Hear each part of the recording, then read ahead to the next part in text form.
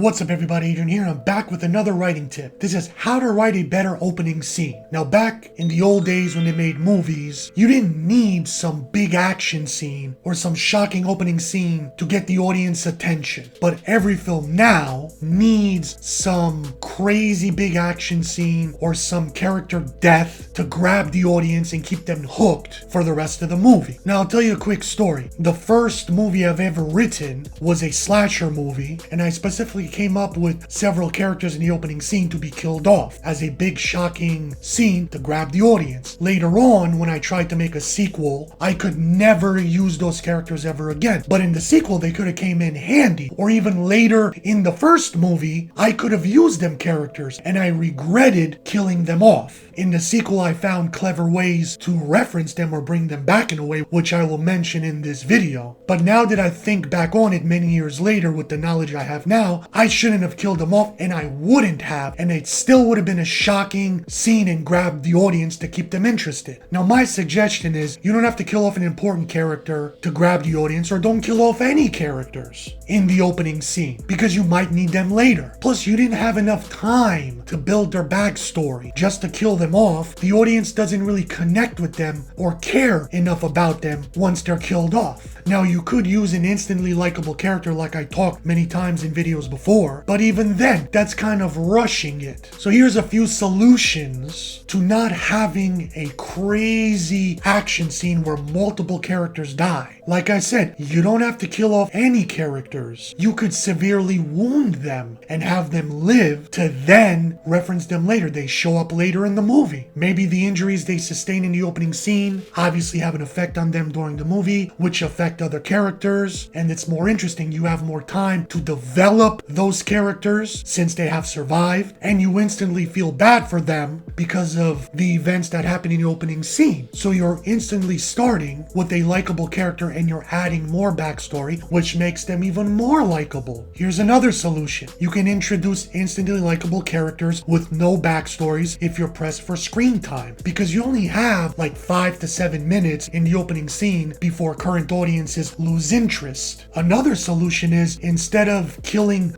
good characters off that you care about, why don't you kill bad characters off? Hateable characters, villainous characters. The audience doesn't like them, so if they die, they're not gonna feel bad. In fact, they want those bad characters to die because they're villains, so they're satisfying once they're killed off. And you can keep the good characters to continue in the movie and build up their background. Now let's say you hate this writing tip and you say, Adrian, I'm not gonna listen to you. I want a big, extravagant action scene to grab the audience. I'm gonna kill every character and I don't care if they live. I'm like, okay, well here's a solution for that too. If you want to kill the characters off, there's ways to bring them back to continue to build their backstory, or have other characters in the movie that have lived, that have survived, to continue their backstory based on the characters you killed off. So a way to bring the dead characters back are in flashback scenes. How about just showing some photos of the deceased characters? How about the surviving characters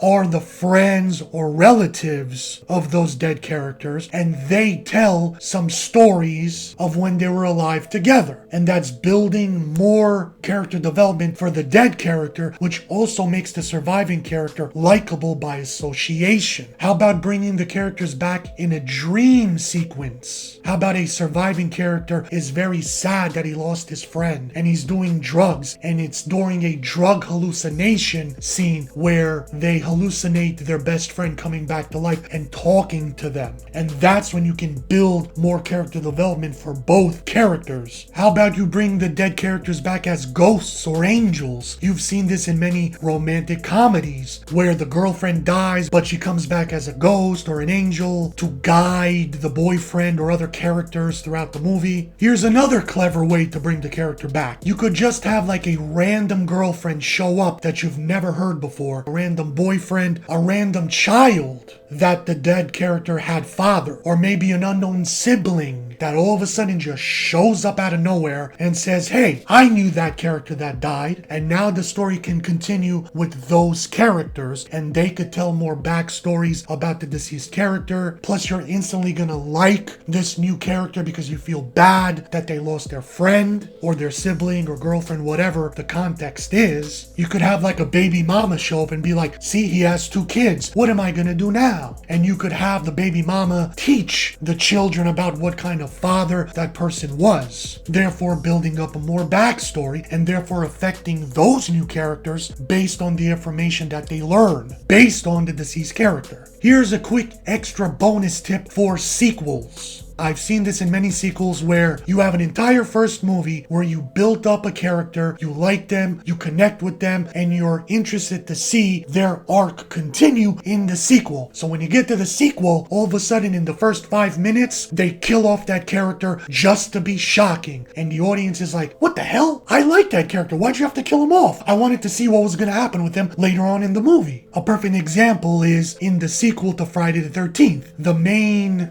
girl survivor gets killed off in the opening scene, and then you introduce some other new character that we don't care about, and you have to spend an entire new movie trying to build them up, and by the time you build them up, the movie's over and you don't really care about them as much as you did or would have if you would have kept the original character from the first movie alive. Now, why shouldn't you kill the character off in the sequel in the opening scene? Is because you spent an entire movie building them up, so you don't have to spend as much screen time continuing to build them up. You can expand on their background a little bit more, therefore giving more time for new characters to build them up so everything gets balanced. But now if you kill them off, you gotta spend all that extra time building up these new characters. Why would you kill off a character who has value? You've built up value in them. They have a connection with the audience. The audience cares about them. Don't waste everything you've put in that character in the first opening scene. It's a waste. If you want to kill them off, then kill them off at the end of the sequel, or have them survive the sequel and kill them off in the opening scene of the third movie, because you would have had enough time for their arc to evolve and then some. So by the time the third movie comes, there's nothing more you could do with them unless you turn them evil and they are the villain for the third movie. And even then, at the end of the third movie, you could kill them off. But if they don't become a villain, then just kill them off in the third movie. And again, don't just kill off the person to be shocking. Give them a purpose if you're going to kill them off. Set up some events that later have payoffs with the surviving characters. For example, if you want to kill the character off in the opening scene, at least make that a motivation for the surviving characters. Maybe they're angry of the villain killing them off and they want revenge. Therefore, that's the motivation. Maybe it's a mystery movie and they need to figure out, well, who killed my friend off in the first scene? That's the motivation. The person that you kill off in the opening scene, make them pass the torch to another character. Give them a rub, so to speak, to the character that we're going to continue the story with. Use the character's death scene to build up a villain, because whoever kills off that person after having an entire movie building them up and now you care about them, whoever kills them off in the sequel, you're gonna hate. You can also use them to build up a hero, the character that maybe was their best friend or girlfriend, boyfriend, or they tried to save them in the process but failed and now they gotta get redemption. But again, let's say you don't want to listen to me, at least use my character death rule, which is the character with the shortest amount of screen time gets the coolest death. So thanks for watching. Until next time, see you next video.